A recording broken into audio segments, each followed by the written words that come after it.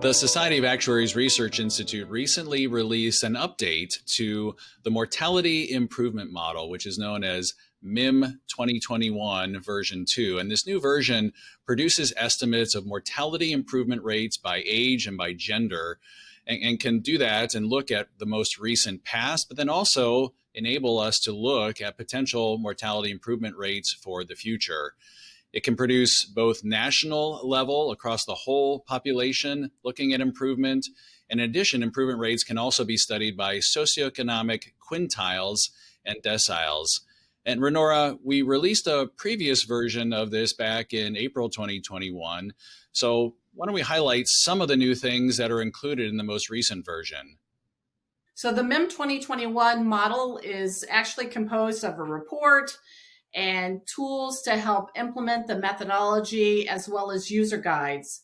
And it's always been a plan of the team of volunteers overseeing the MIM 2021 to do an annual update to include new historical U.S. population data as it becomes available, as well as tweaking the tool.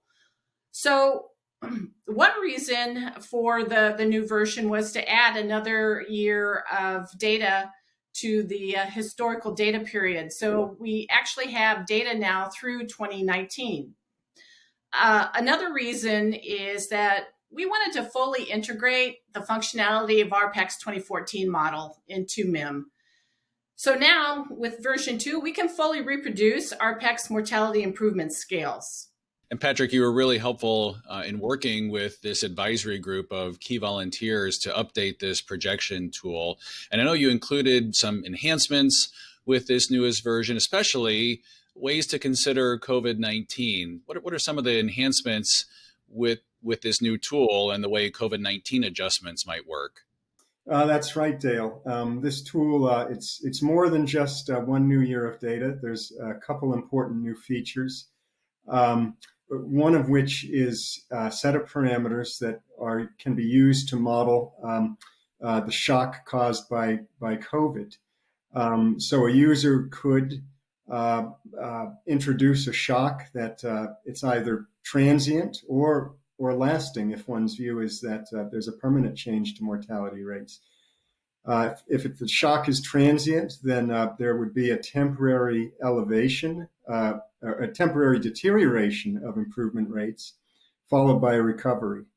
Another new feature is that we now include the Order 2 smoothed data set in addition to Order 3. So both of those are there, and that is to replicate what is already available in the RPAC tool.